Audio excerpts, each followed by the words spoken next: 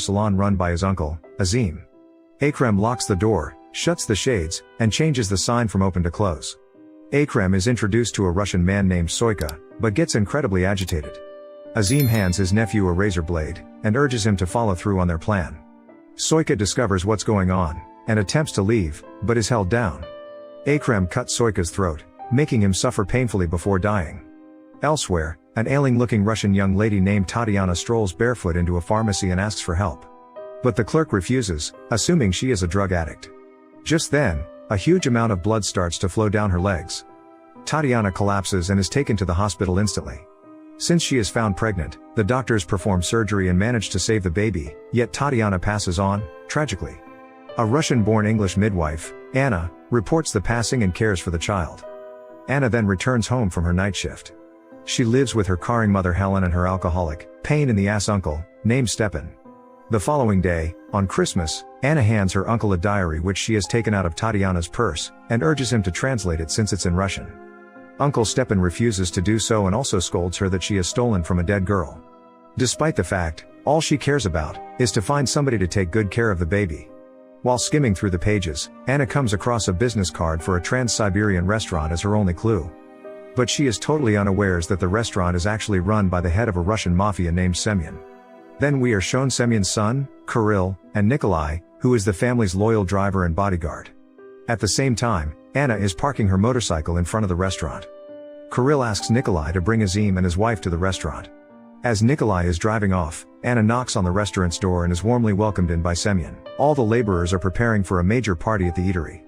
At the point when Semyon sees his lovely granddaughters playing the violin in error, he generously tells them the best way to do it right, by playing a tune.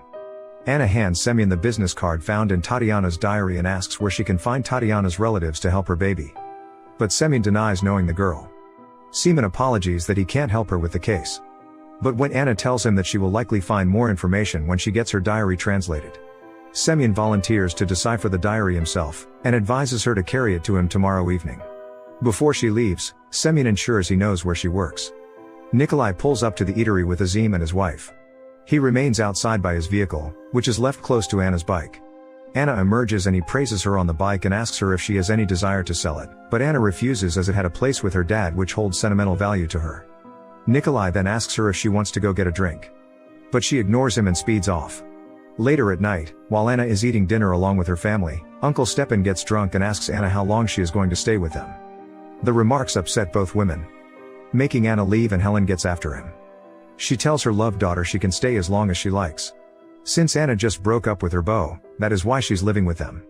In the meantime, at the restaurant, while everybody is having fun and drinking, Kirill receives a phone call when he makes sure the coast is clear. He signals to Azim that everything's fine. Nikolai drives Kirill and Azim to the hair salon, and Azim wants Nikolai to wait outside because Azim dislikes him.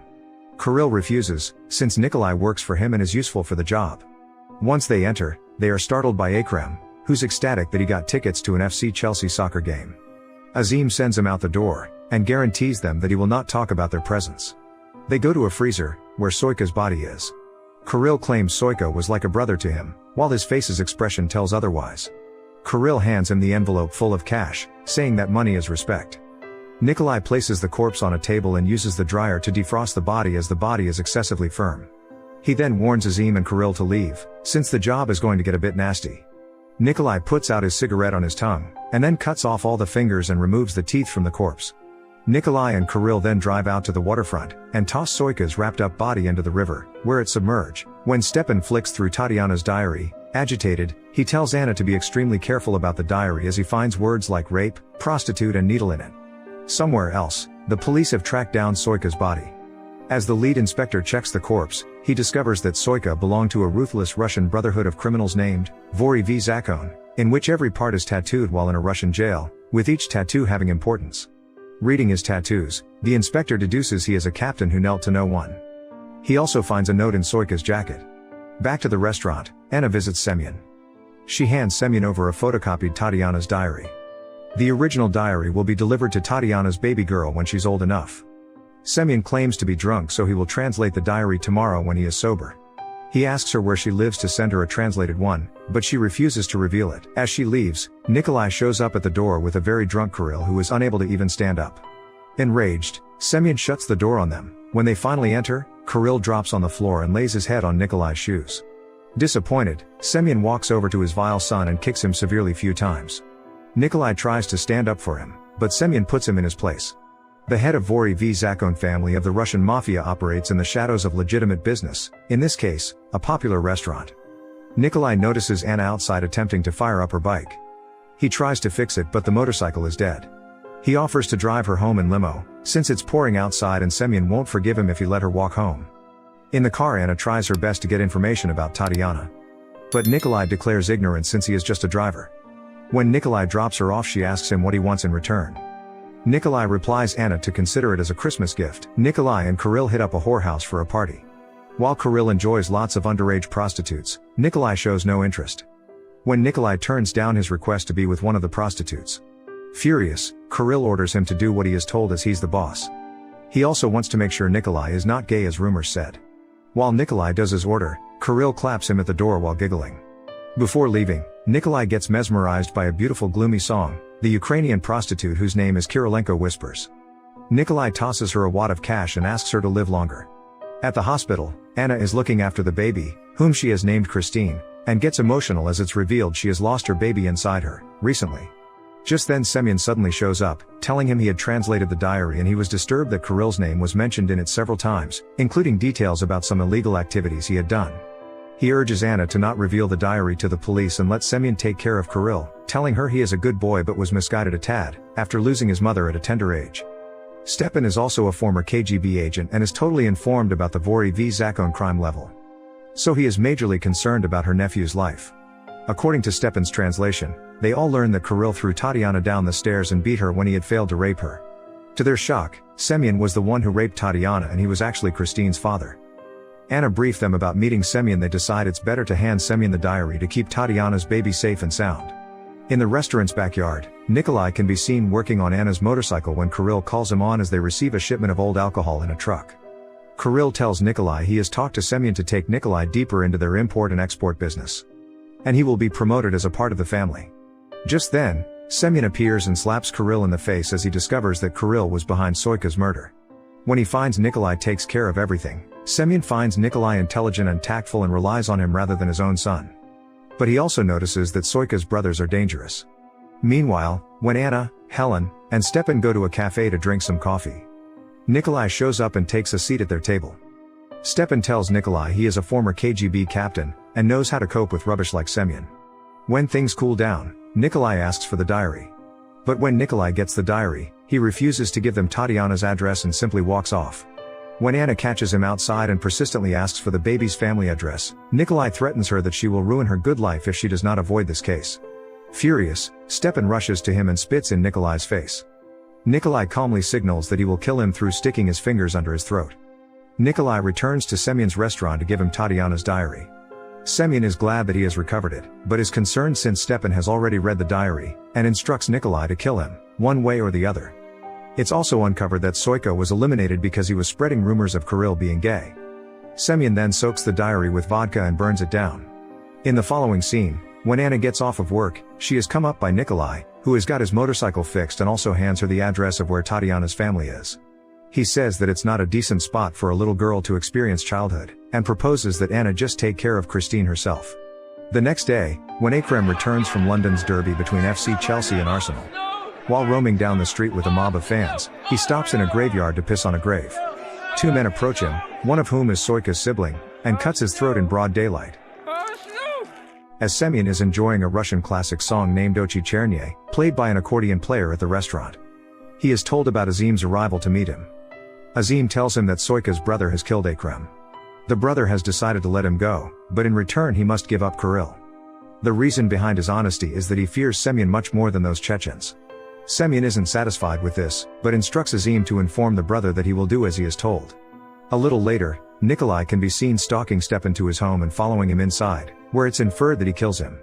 Later that night, Anna is waiting outside the restaurant when Nikolai and Kirill shows up. Kirill orders her to go away, and orders Nikolai to see her no longer. She tells them that Tatiana was only 14 years old. But Kirill simply ignores her. Before leaving, Nikolai warns Anna again to not get herself involved in Tatiana's case. As Nikolai and Kirill walk through the kitchen, Kirill brings up that the police raided the whorehouse, and requested Kirilenko by name. They then visit Semyon, who dismisses Kirill to talk to Nikolai in private. Kirill is offended a tad. Later, he stomps off down the stairs to drink vodka. Nikolai lets Semyon know that he killed Stepan, which satisfies him.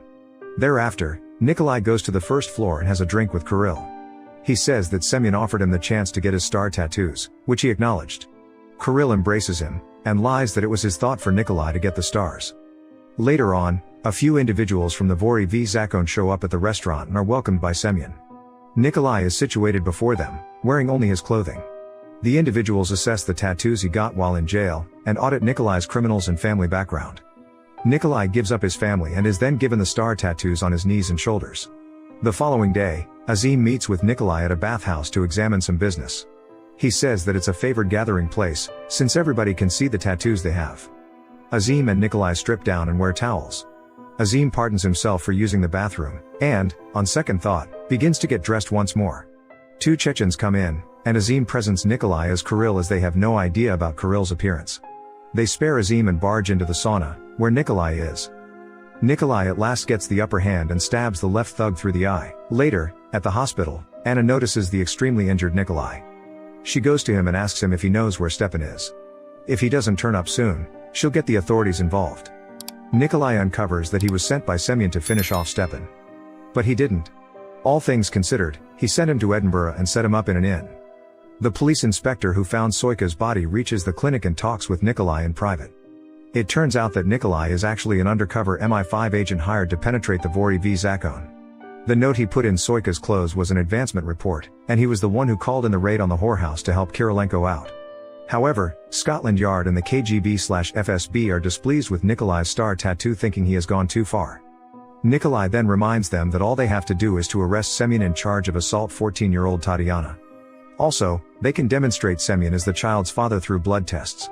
Meanwhile, Kirill is blowing up balloons for another party and joking with his nephew when he sees several policemen arriving outside the restaurant through a security camera.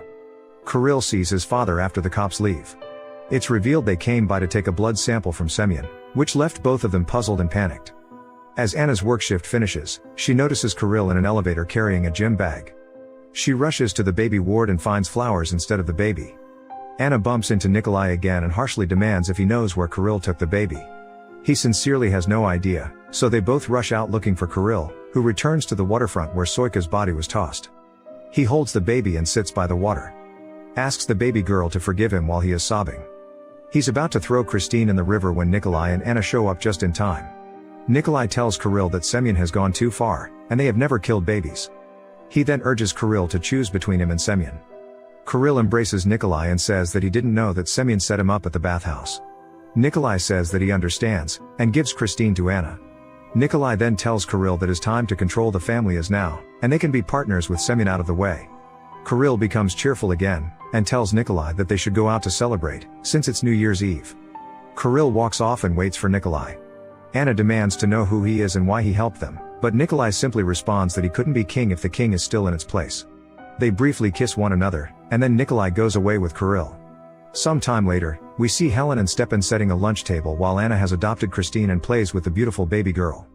Semyon is assumed to be in prison for Tatiana's assault.